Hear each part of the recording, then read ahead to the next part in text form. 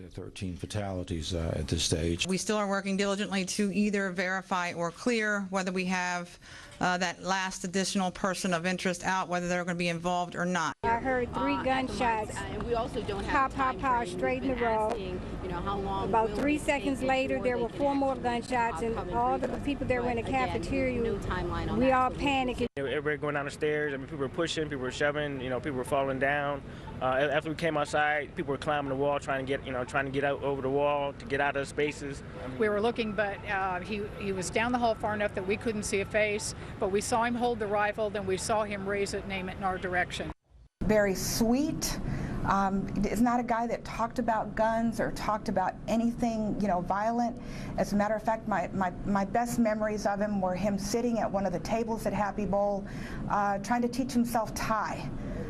He was a student of the language, and he had traveled to Thailand about 6 months ago. Not a year ago. Spent more than a month there. We kept saying, "When's Aaron coming back? When's Aaron coming back?" And he had just stayed in Thailand for a long time. Okay, I just want to interrupt. This is Ed Henry in our urgent system here saying he heard at least 2 gunshots outside the northwest gate, saw Secret Service officers engage, others running around.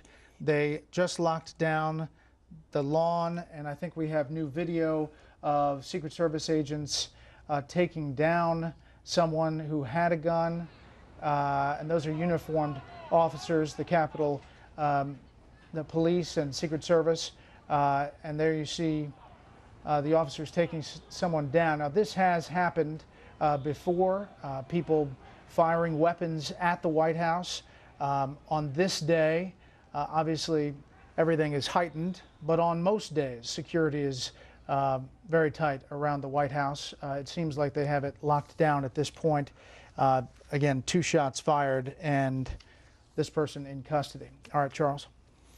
Well, look, this new incident could either be copycat, random, or associated.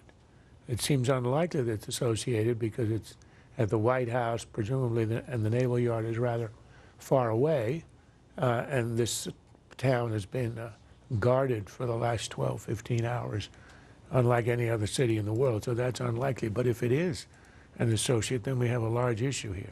Generally, when you have a shooting, it's either someone with a grievance or someone with an ideology or somebody who doesn't have anything because he's deranged, like a Jared Loughner in Tucson. From the evidence, which is quite scant now, it doesn't look as if he has an ideology. He may have had a grievance. Apparently, he had some trouble with the Navy, so he strikes in a Navy Yard, which would fit that pattern. There isn't any evidence of an ideology, so it could be one of these terrible, tragic events where someone, has a motive, which is a personal one, has no larger political meaning, and a lot of people end up dying tragically for nothing. Let me quickly wrap up this incident at the White House, which it looks like the uniformed officers took down that man. Ed Henry standing by on the lawn. Ed? Well, Brad, I've now moved into the White House briefing room because I was standing outside and I heard what sounded like at least 2 gunshots. And at first I thought it were fireworks or something because it's very extraordinary to hear that, obviously, in the north lawn of the White House. But I knew there was something more than just that when I saw at least 1 Secret Service officer take out a rather large weapon and start engaging. Then we saw at least 1 suspect thrown down to the ground. It appeared officers were on top of him. I think you saw some of that video. And then we heard all kinds of shouting from Secret Service officers telling tourists to get back, get out of here. And then they told any White House staff, any reporters who were out on the north lawn out there to get inside here to the White House briefing room so that so they could clear the lawn and make it safe.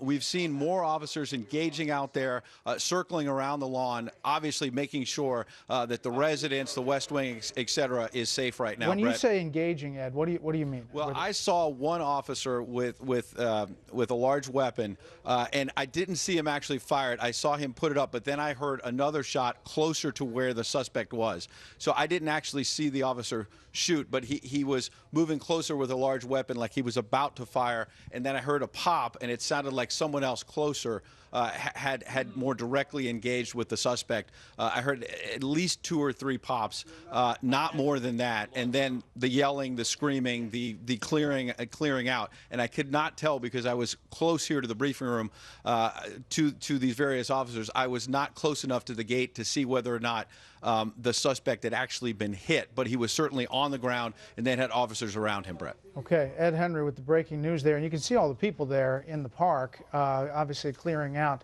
We'll head back for any details. Ed, from the briefing room, thank you very much.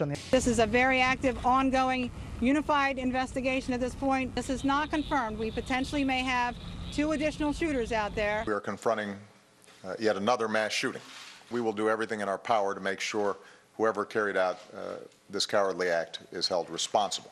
Much of our attention has been focused on the events in Syria, and we're not there yet, but if properly implemented, this agreement could end the threat these weapons pose not only to the Syrian people, but to the world.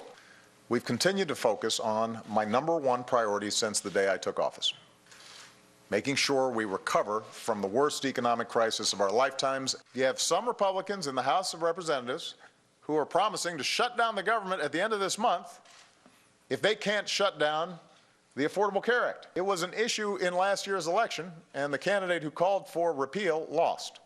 The president in that speech was back to hyper-partisan mode, slashing attack on Republicans. At one point, he was speaking of the Republicans. He said, and some of them are decent, which is quite a remarkable thing for a president to say if you expect any cooperation. And to do this within minutes of 13 naval employees, brave Americans lying dead, I thought was an extremely bad taste. He could have waited until tomorrow.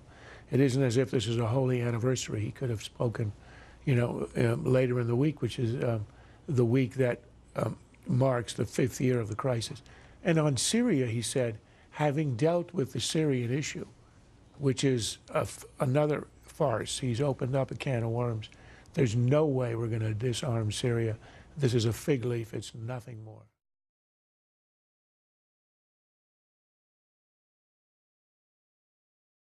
This has been a Sunfish production.